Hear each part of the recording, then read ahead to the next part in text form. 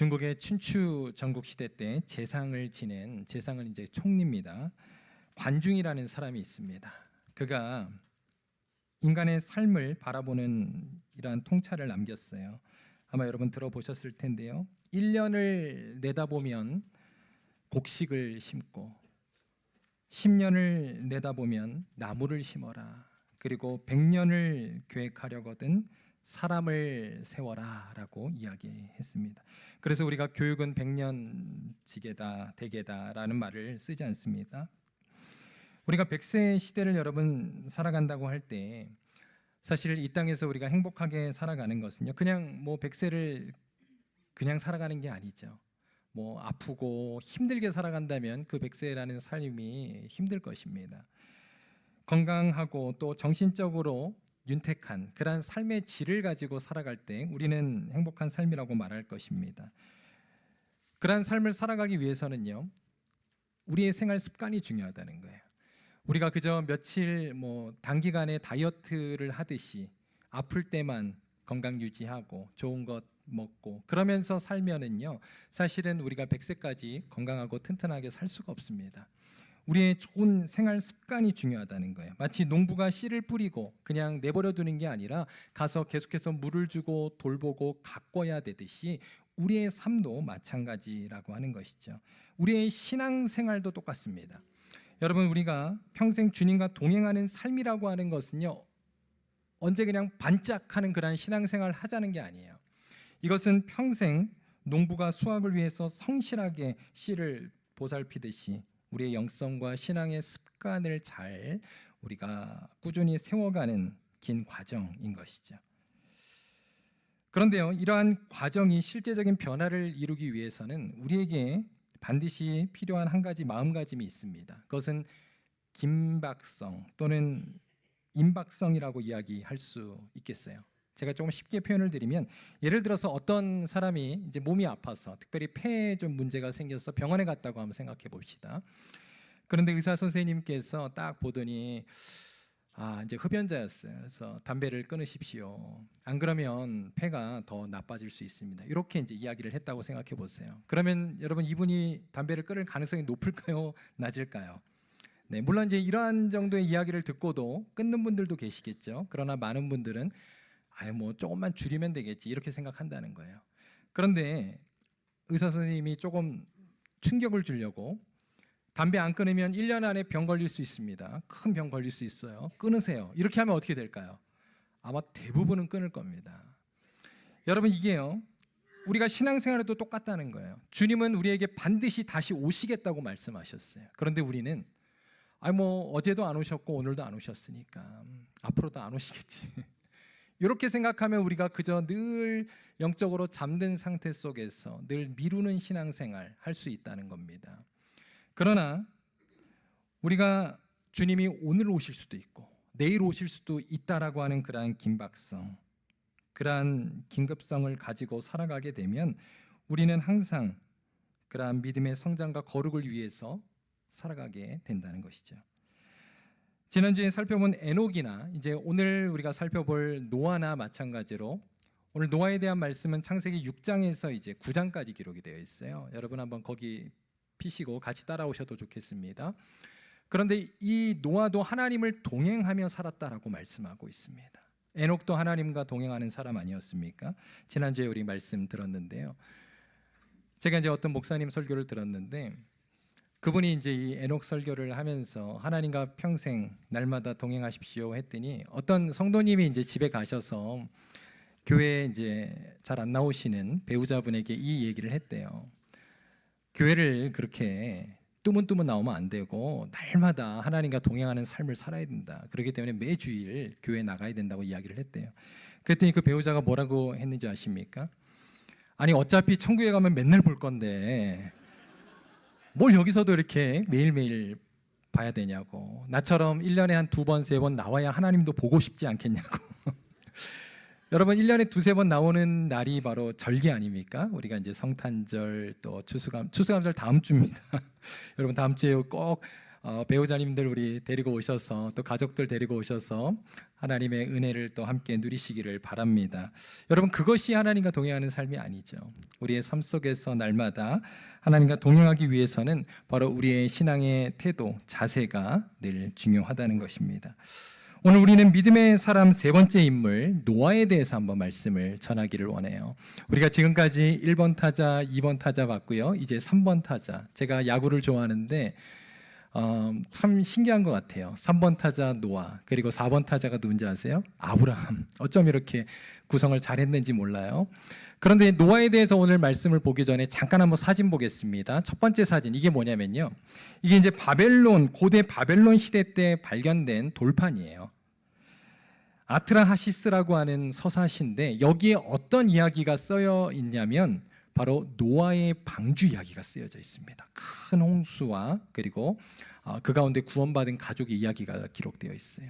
놀랍지 않습니까? 그런데 이게 이제 하나가 아니라요, 다른 지역에서도 우리가 아는 대로 이제 문명의 발생지라고 하는 그러한 지역들에서 메소포타미아 그리고 수메르 그쪽 문명에서도 이러한 돌판들이 여러 개 발견이 됐고요.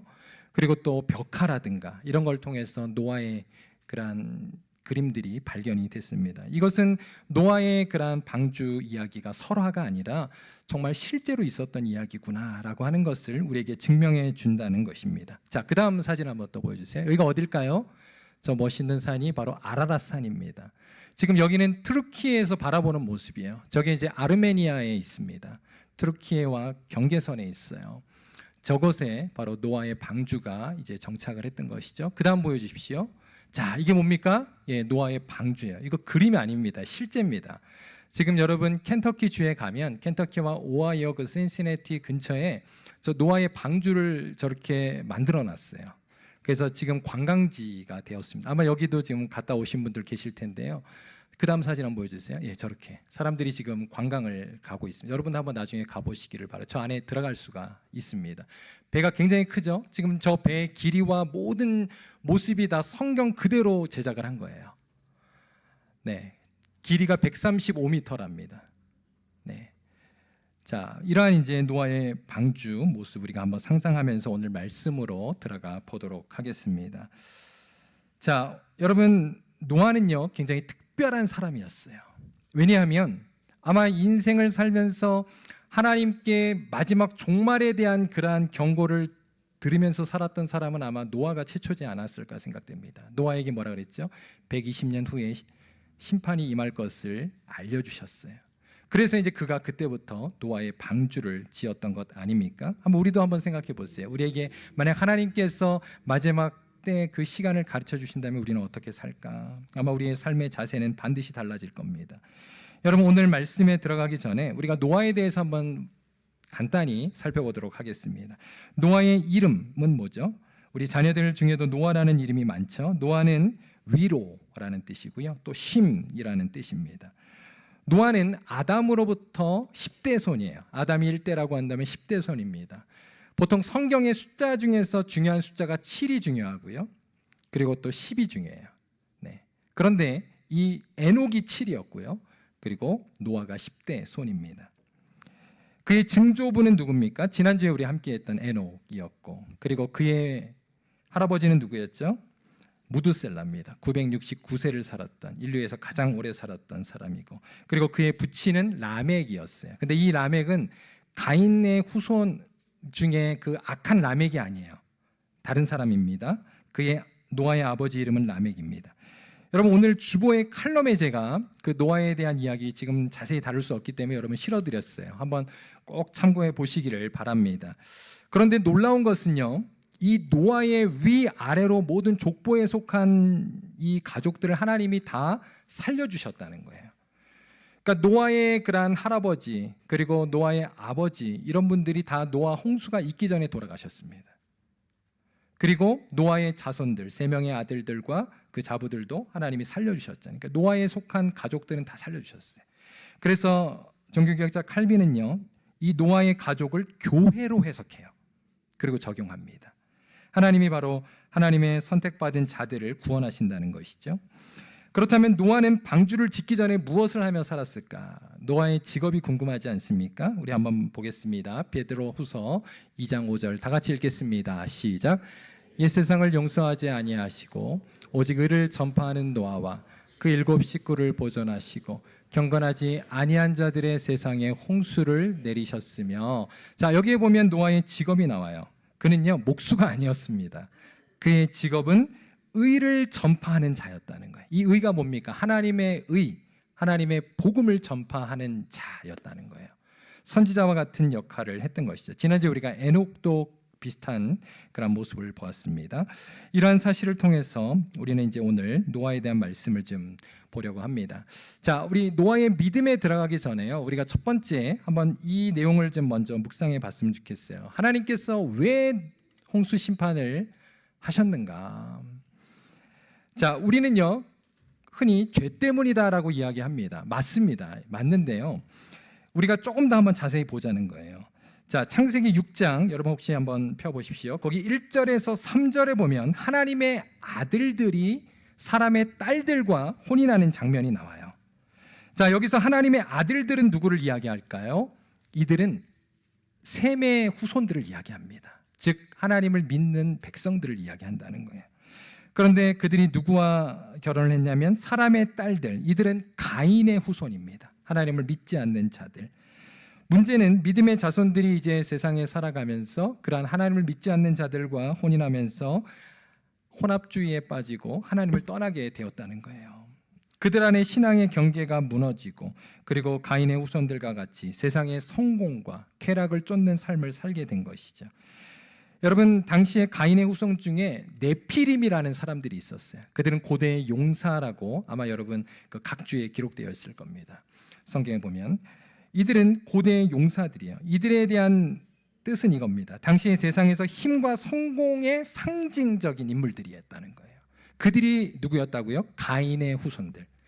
그런데 이 셋의 후손들이 가만히 이렇게 살아가다 보니까 그들이 하나님을 따라 구별되게 살아가기보다는 그들도 가인의 후손들처럼 이러한 네피림과 같은 사람들이 되기를 원했어요. 그래서 가인의 후손들과 혼인하게 된 것입니다.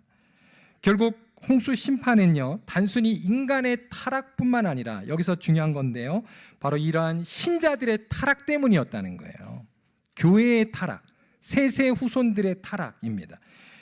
여러분, 종말의 징조 중에 뭐 여러 가지가 있겠지만 그 중에 하나는 뭐냐면 신자들의 타락이에요.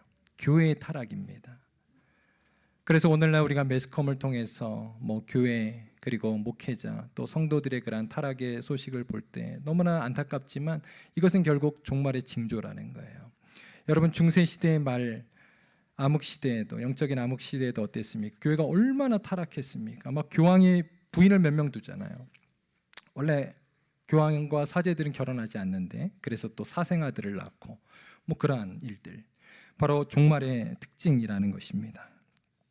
그리고 또 하나를 우리가 좀 살펴봐야 되는데 창세기 6장 11절에서 13절에 보면요 다른 또 원인도 알려줍니다. 11절이에요. 우리 한번 같이 읽겠습니다. 시작. 그때 온 땅이 하나님 앞에 부패하여 포악함이 땅에 가득한지라. 자, 여기에 보면 특징적인 단어가 포악함입니다. 포악함. 이건 폭력을 이야기해요. 그런데 이 폭력은 단순한 그러한 폭력 행위뿐만 아니라 중상모략과 불의한 판결까지 포함이 되는 거예요.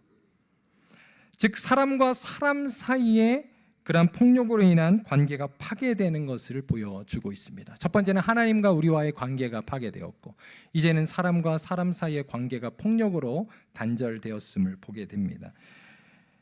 여러분, 폭력의 뿌리는 우리가 이전에 가인의 삶을 통해서 봤어요. 가인이 최초의 살인자였잖아요. 그런데 세월이 흐르면서 어떻게 됩니까?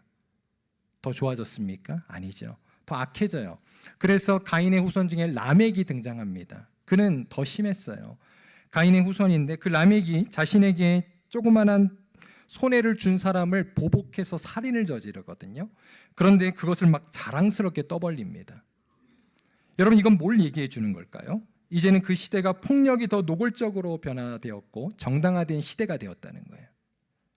그리고 폭력이 인간의 자랑거리가 되었고 문화가 되었다라는 것입니다. 얼마나 부패한 시대였는지를 아시겠죠?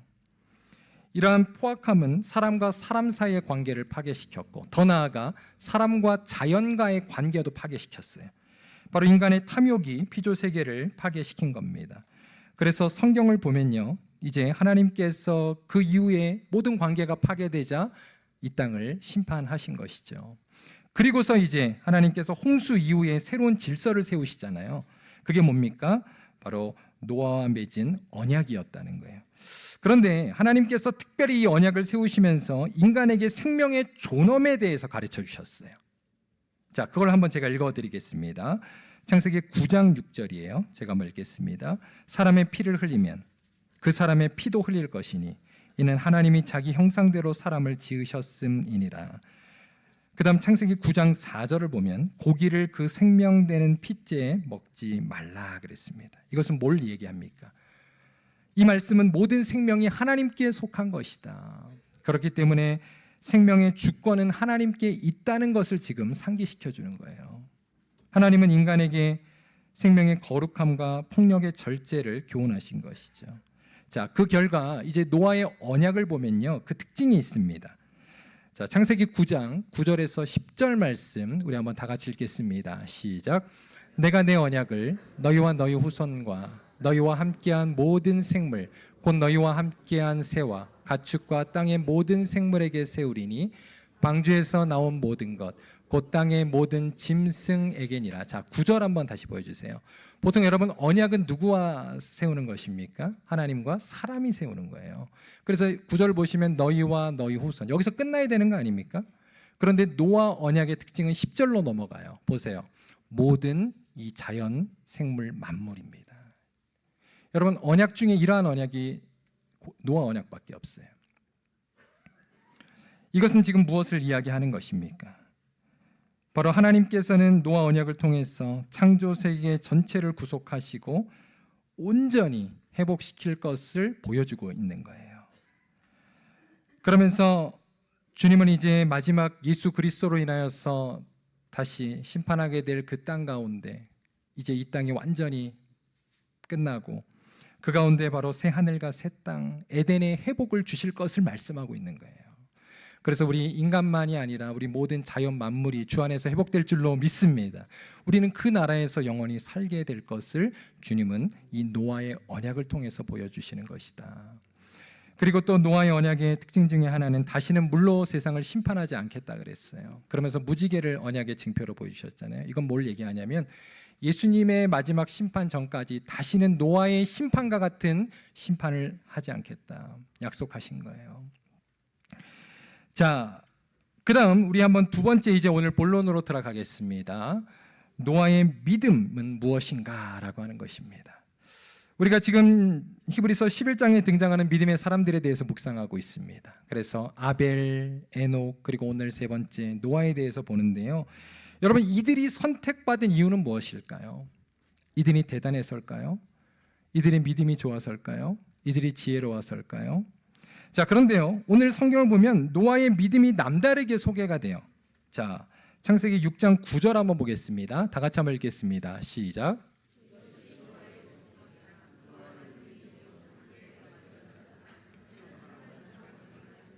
자, 여기에 보면 노아는 어떻다고요? 의인이요, 당대의 완전한 자라고 말합니다. 이것이 이제 욥에게도 이렇게 주님이 소개하고 있잖아요. 그런데 여러분 이들은 그러면 예외적인 인물일까요? 로마서에 보면 의인은 없나니 하나도 없다 그랬잖아요. 그럼 이들은 예외적인 인물인가? 그렇지 않다는 겁니다. 이것은요, 죄가 없다는 뜻이 아니에요. 하나님과 바른 관계에 놓여 있다는 뜻이고요.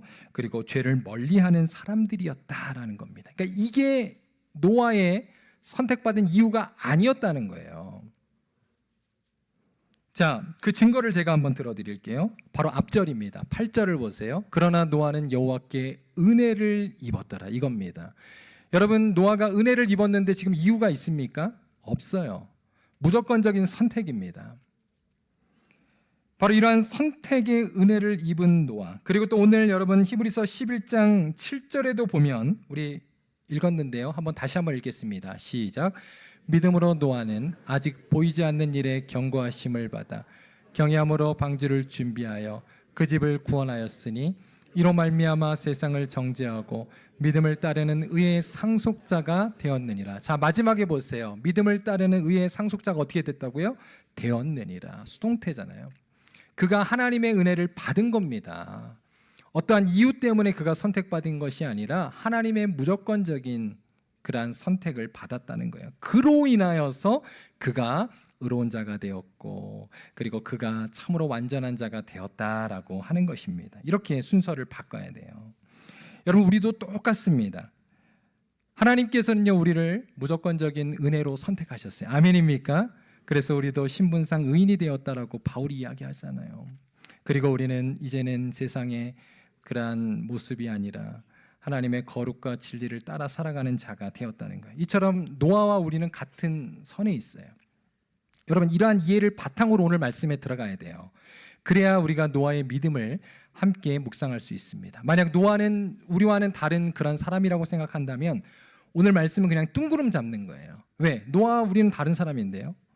우리에게 전혀 적용할 수 없는 것이죠. 그러나 성경도 분명히 말씀하신 것처럼 엘리야도 지난주에 말씀드린 대로 우리와 성정이 같은 자라고 말씀하셨습니다. 노아도 마찬가지라는 것입니다. 자, 그러면 우리와 같은 그러한 노아가 하나님의 은혜 속에서 과연 어떠한 믿음의 반응을 보였는가? 자, 믿음이라고 하는 것은 그렇다면 나의 믿음이 아니죠. 하나님의 은혜로 주신 믿음인데 우리는 그 믿음으로 반응하는 것, 그것이 바로 우리가 이 땅에서 살아가면서 주님께 행하는 일입니다. 자, 첫 번째, 노아가 행한 믿음의 행위, 그것은 바로 하나님의 말씀에 귀를 기울였어요. 오늘 히브리서 11장 7절에 보면 이렇게 말하잖아요. 믿음으로 노아는 아직 보이지 않는 일에 경고하심을 받았다 그랬습니다. 받았다, 들었다는 겁니다. 사실 노아 시대 때는 홍수가 온다는 개념 자체가 없었어요. 그는 이해할 수 없었을 겁니다. 본 적도 없어요. 그가 오로지 믿고 의지하며 방주를 지었던 것은 하나님의 말씀뿐이었다는 겁니다. 여러분, 당시에 노아 주변의 사람들이 얼마나 많이 노아를 조롱했을까요? 120년 동안 방주를 지으니까, 그것도 산 위에다가 얼마나 많은 사람들이 그를 비웃었을까요? 그리고 현실적으로도 오랜 기다림 속에서 왜 노아라고 믿음이 흔들리지 않았겠어요? 그러나 하나님께서는 바로 하나님의 말씀으로 노아를 붙잡아 주셨다라고 하는 것입니다. 이처럼 하나님은 태초부터 지금까지도 우리에게 계속 말씀하시는 하나님입니다. 그러므로 우리는 하나님의 말씀을 듣고 그 말씀대로 살아갈 때 우리의 믿음이 굳건히 설 수 있다는 거예요. 그런데 어떤 분들이 이렇게 질문할 수 있어요. 하나님께서 지금은 노아 때처럼 말씀하지는 않지 않으십니까? 이렇게, 그죠? 예전에 제가 청년부 사역을 이전 교회에서 할 때 우리 청년들이 그러한 질문을 참 많이 했어요. 목사님, 차라리 하나님께서 뭐 노아나 이런 사람들처럼 그냥 직접적으로 나에게 말씀해 주시면 아무리 힘들어도 그냥 그 말씀대로 살 것 같은데 지금은 이게 하나님의 말씀인지 아닌지 분별하기가 참 어렵다는 거예요. 아마 여러분도 이러한 현실적인 어려움 고백할 것입니다. 우리는 어떻게 지금 하나님의 말씀을 듣고 분별할 수 있을까요?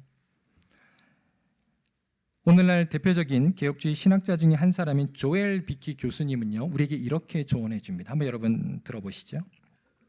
주 예수께서 모든 나라 가운데 영생을 베푸시고 그들을 하나님께로 불러 모으시는 위대한 방편은 바로 성령의 능력 안에서 행해지는 하나님의 말씀의 설교입니다 라고 이야기를 해요. 그런데 이것은 조엘 비키 교수님만의 의견이 아니라 우리가 아는 종교개혁자 루터와 칼빈을 위시한 모든 그러한 개혁주의 신학자들이 동의하는 바입니다. 성령 안에서 말씀이 선포될 때 올바른 삼위일체 교리를 믿는 하나님의 교회가 선포되어지는 그 말씀은 바로 오늘날 하나님의 말씀의 선포라는 거예요. 놀라운 것은 이 시대가 아무리 최첨단이 되고 AI가 발달한다 할지라도 은혜의 방편은 바뀌지가 않습니다. 하나님의 말씀으로 우리에게 말씀하십니다. 물론 이것은 설교뿐만 아니라 여러분 개인적으로 가정에서 여러분이 성경을 묵상하고 연구하고 읽는 가운데도 성령님은 우리 마음 가운데 적용하시고 말씀하십니다. 아멘입니까? 저는요, 설교에 관한 이 사실을 생각할 때 특별히 목사가 이 설교의 사명을 감당한다는 것이 두 가지 생각이 들어요. 얼마나 정말 영광스러운 일인가라는 그런 감격이 들고 또 한편으로는 인간이기에 너무나도 두렵고 떨립니다. 왜냐하면 제가 그 말씀을 가릴 수 있기 때문에. 청교도인 토머스 굿윈이라고 하는 사람은요, 이렇게까지 말했어요. 하나님께서 세상에 오직 한 아들이 있었는데, 예수님을 지금 이야기하는 것이죠. 그런데 그를 말씀의 사역자로 삼으셨다 그래요. 조금 오늘날 현대어로 말하면 하나님이 예수님을 이 땅에 보내셨는데 예수님의 직업이 말씀의 사역자였다는 거예요.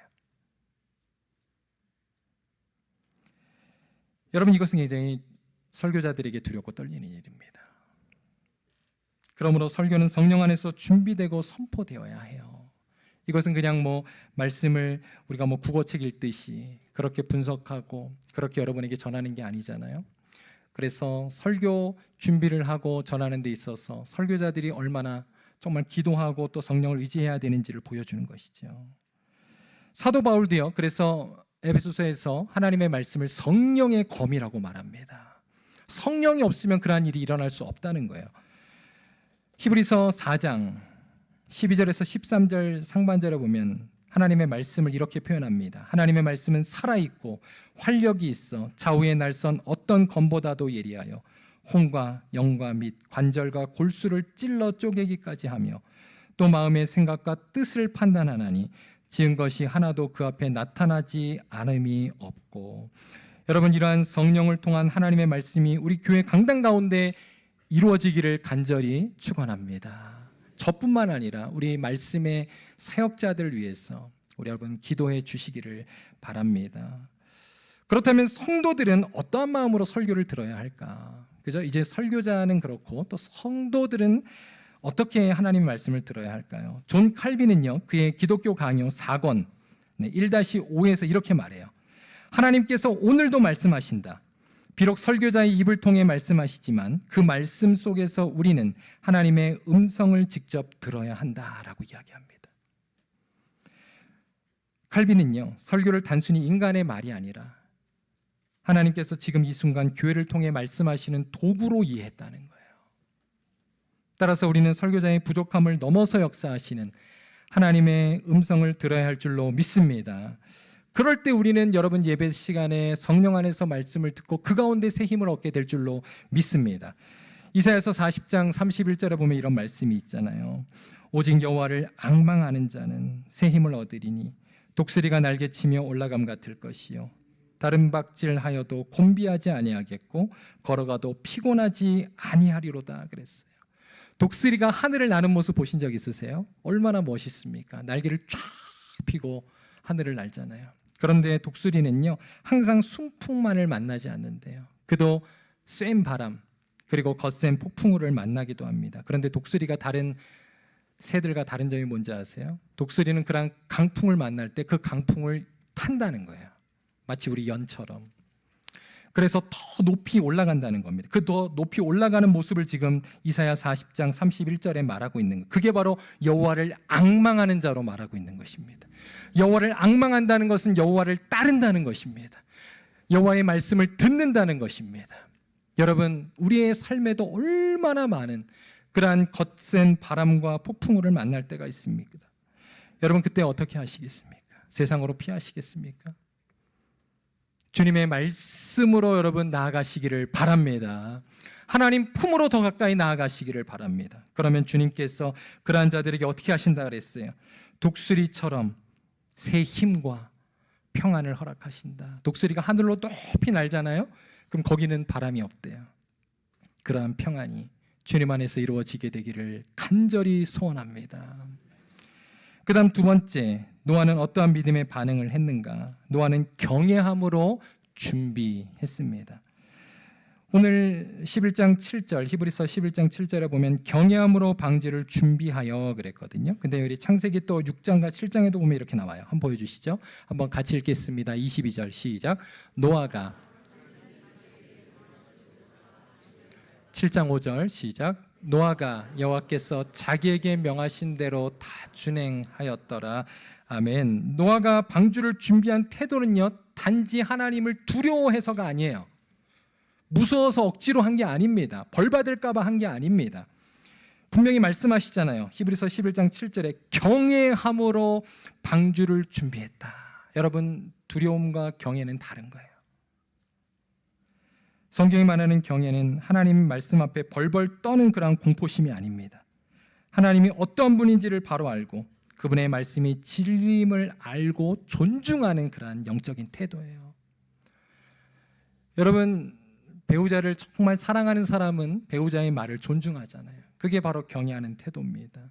그런데 보통 현실은 어떻습니까? 혼날까 봐, 우리 배우자에게 혼날까 봐 이렇게 집안일을 하는 경우가 많아요. 그래서 농담으로 남자들은 혼나는 게 삶이다. 결혼하기 전에는 엄마한테 혼나고, 결혼하고는 아내한테 혼나고, 또 늙으면 딸한테 혼나고 이래서 우리가 하는 게 아니고 하나님을 정말 경외함으로 여러분 순종하는 저 여러분 될 수 있기를 바랍니다. 순종은 그러한 경외의 열매라는 거예요. 여러분, 내가 정말 하나님의 말씀을 얼마나 순종하고 있는가, 늘 미루고 있지 않는가, 과연 내가 하나님을 얼마나 경외하는지를 한번 이 시간 점검해 보시기를 바랍니다. 여러분, 중요한 사람의 이야기는 결코 우리가 허투루 듣지 않아요. 아마 메모할걸요? 아니, 알람을 맞춰 놓을걸요? 실수하면 안 되니까요. 과연 우리도 하나님을 그처럼 경외하고 있는가? 이 시간 한번 점검해 볼 수 있기를 바랍니다. 예수님께서도 이렇게 말씀하셨어요. 자, 마태복음 24장 37절에서 39절 한번 말씀 다 같이 한번 읽겠습니다. 시작. 노아의 때와 같이 인자의 임함도 그러하리라. 홍수전에 노아가 방주에 들어가던 날까지 사람들이 먹고 마시고 장가들고 시집가고 있으면서 홍수가 나서 그들을 다 멸하기까지 깨닫지 못하였으니 인자의 임함도 이와 같으리라. 아멘. 예수님은 이 노아의 때를 마지막 시대의 경고로 사용하셨습니다. 여러분, 사실 지금도 그때와 별반 다른 게 없어요. 아니요, 오히려 지금 세대가 노아의 시대보다 더 악할걸요. 그런데 왜 하나님께서는 지금 오시지 않고 계실까요? 저는 묵상하면서 아마 노아의 홍수는 여러분 마지막 심판이 아니었잖아요. 한번 경고예요. 그러나 이제 주님이 오실 때 그것은 더 이상 여러분 두 번 다시 또 다른 기회가 없습니다. 바로 그때를 위해서 주님은 지금도 기다리시고 한 사람이라도 더 구원받기를 원하시는 줄로 믿습니다. 그래서 사도 바울도 이렇게 이야기합니다. 고린도후서 6장 2절. 볼지어다 지금은 은혜 받을 만한 때요, 보라 지금은 구원의 날이로다. 여러분, 방주의 문이 아직 열려 있습니다. 우리는 하나님의 말씀대로 그날을 준비하며 살아가는 우리 귀한 성도님들 되시기를 바랍니다. 그 다음 마지막 세 번째예요. 노아가 어떠한 믿음의 반응을 했습니까? 그가 방주에 탔습니다. 여러분, 아무리 멋있는 방주를 지어도요, 만약 그 방주에 타지 않으면 이것은 믿음의 행위가 될 수 없습니다. 아마 노아도 그렇게 생각했을지 몰라요. 방주를 지어보니까 이건 뭐야? 돛도 없고, 그죠? 엔진도 없고, 뭐 운전수도 없고, 이거 아무것도 없잖아요. 도대체 여기에 타가지고 우리 죽는 거 아니야? 이렇게 생각하지 않았겠어요? 여러분, 사실 방주는요, 인간의 기술과 경험이 전혀 개입되지 않는 구조였다는 거예요. 일반 배하고는 질적으로 틀립니다. 그리고 또 창문이 높이 있었잖아요. 아까 보니까 위에로 구멍이. 아마 그것도 하나님의 섭리라고 생각해요. 만약 창문이 밑에 있었다면 여러분, 노아가 그 사람들 죽어가는 거 다 봤을 거 아니에요. 하나님 그거 가려주셨습니다. 그리고 높이 있기에 볼 수가 없으니까 도대체 이 배가 지금 어디로 가는 것인지, 어디로 향하는지 모르고 그냥 배에 실려 떠내려 갔던 것이죠. 여러분, 그러므로 방주에 올라탄다라고 하는 것은 바로 우리가 예수 그리스도께 우리의 삶을 맡긴다는 의미입니다. 자신의 지식과 자신의 경험, 그리고 우리의 모든 삶의 계산을 내려놓고 하나님께 우리의 인생을 모두 맡기는 믿음의 행위라는 것입니다. 방주에 탄 노아의 자식들의 그러한 식구들의 처지는요, 사실 오늘 이 말씀이 주어진 1차 수신자들, 여러분, 이 창세기 말씀이 누구에게 주어진 말씀입니까? 모세와 함께 있었던 광야의 이스라엘 백성들 아니에요? 그들도 어디로 갈지 몰라서 광야에서 헤맬 때에 하나님께서 앞에 상자, 노아의 방주와 같은 상자, 바로 하나님의 법궤를 따라가게 하셨습니다. 여러분, 우리도 하나님의 말씀을 따라가시기를 바랍니다. 사랑하는 성도 여러분, 나의 인생, 그리고 우리 자녀들의 인생, 그리고 우리 부모님의 인생, 여러분, 우리가 책임질 수 없습니다. 노아와 같이 하나님의 주권 아래 여러분 맡겨 드리시기를 바랍니다. 우리 자녀들 여러분 이제 품 안의 자식이라 그러잖아요. 품을 떠나면 더 이상 우리가 해줄 수 있는 건 기도밖에 없어요. 여러분 이 세상이 얼마나 어둡고 악합니까? 불안합니다. 그러나 우리는 하나님의 손에 맡기는 거예요. 그러기 위해서 우리는 방주를 잘 준비해야 됩니다.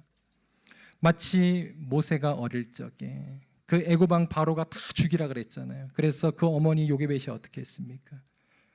그 아들을 위해서 갈대 상자를 잘 진 거예요. 여러분 갈대 상자에 물이 들어가면 어떻게 돼요? 아들이 그냥 죽잖아요. 얼마나 꼼꼼하게 준비했겠어요. 기도하면서 그 갈대 상자를 준비하고 또 준비합니다.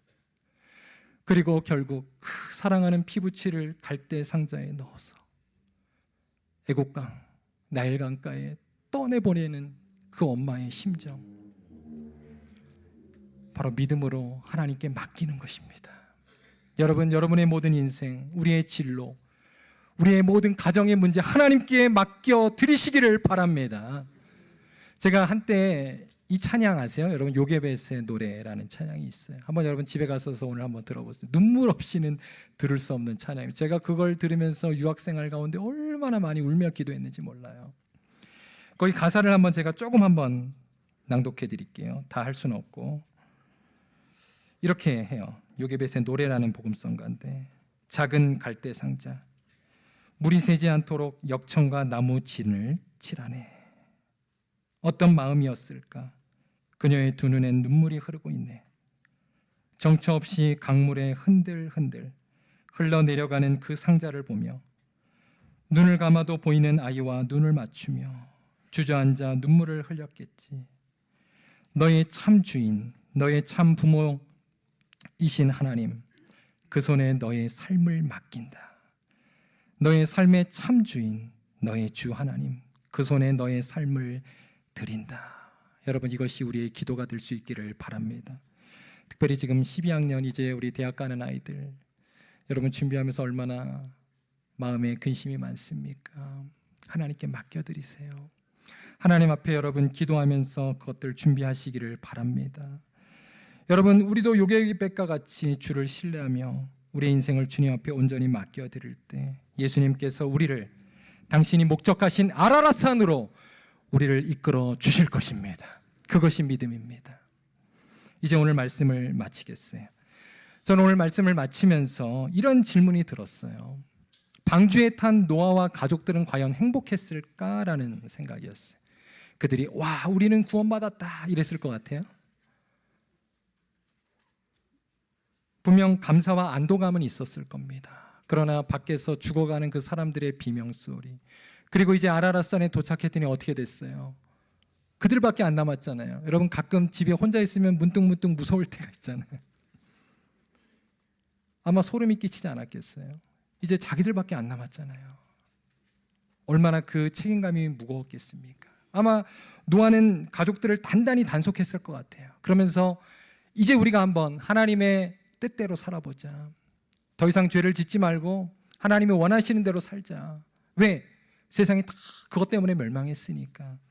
그런데 여러분 그 시간이 오래가지 않았습니다. 아시는 대로 노아가 포도주에 취해 누워있을 때 그것을 조롱하고 그 가운데 함이 죄를 저지름으로 말미암아 하나님께서 가나안을 심판하시잖아요. 저주하시잖아요. 여러분 이러한 사실 속에서 노아가 얼마나 좌절했겠어요. 도대체 이건 뭐냐? 하나님께서 이 죄 때문에 이 땅을 심판하셨고 우리만 살려주셨는데 우리도 또 죄를 짓고 있잖아요. 아마 노아는 굉장히 두려웠을 것 같아요. 그런데 그 가운데 여러분 창세기 마지막에 보면요 9장에 놀라운 찬양을 합니다. 갑자기 노아가 하나님 앞에 소망을 발견하고 노래하기 시작해요. 그게 바로 이겁니다. 셈의 하나님 여호와를 찬송하리로다 그래요. 얌과 함과 이야기하고 그리고 셈의 하나님 여호와를 찬송하게 됩니다. 도대체 이거 뭡니까? 갑자기 지금 노아가 실성했나? 도대체 이게 뭡니까? 여러분 노아는 비록 그들 안에 여전히 죄가 있지만 셈의 자손을 통해서 오실 예수 그리스도를 발견한 것입니다. 여러분 아멘입니까? 이 땅이 노아의 심판으로 인하여 멸망당했지만 결코 그 죄의 문제를 해결할 수 없었어요. 그러나 그 가운데 노아가 발견한 것은 결국 예수 그리스도밖에는 이 죄의 문제를 해결하고 우리를 구원할 자가 없다는 사실을 그는 발견한 것입니다. 그래서 성경은 우리에게 이렇게 말합니다. 사도행전 4장 12절 다 같이 읽습니다. 다른 이로서는 구원을 받을 수 없나니 천하 사람 중에 구원을 받을 만한 다른 이름을 우리에게 주신 일이 없음이라 하였더라. 아멘. 바로 방주는 예수 그리스도입니다. 그리고 또 노아도요, 예수 그리스도를 예표하는 인물이라고 할 수 있어요. 왜냐하면 노아에게 속한 모든 사람들이 다 살았잖아요. 노아의 부모님도 다 보호해 주셨고, 그리고 노아의 가족들도 살려주셨고, 심지어 노아가 선택한 동물들도 다 살았어요. 이건 예수 그리스도를 지금 예표하는 거예요. 여러분, 우리에게 인생에 있어서 가장 중요한 건 뭘까요? 우리가 누구에게 속해 있느냐입니다. 우리가 어디에 속해 있느냐입니다. 여러분과 사랑하는 여러분의 가족들은 예수 그리스도 안에 속해 계십니까? 그렇다면 우리는 구원받을 것입니다. 그러나 예수 안에 속해 있지 않다면 우리는 아직 방주의 문이 열려 있으므로 그들을 주께로 인도해야 될 줄로 믿습니다. 그리고 우리는 주님 오실 때까지 늘 깨어 노아와 같이 준비된 삶을 살아갑시다. 우리가 노아처럼 준비된 삶을 살아간다는 것은 무엇일까요? 오늘 말씀대로 이것은 세상보다 하나님의 말씀에 더 귀를 기울이는 삶이고, 그리고 늘 깨어 준비하는, 하나님을 경외함으로 준비하는 삶이고, 그리고 우리의 인생을 하나님께 맡기는 삶입니다. 여러분, 이러한 삶으로 모두가 주님 앞에 믿음으로 칭찬받고 하나님 앞에 구원받는 저와 여러분 되실 수 있기를 주님의 이름으로 축원드립니다. 우리 같이 기도하겠습니다.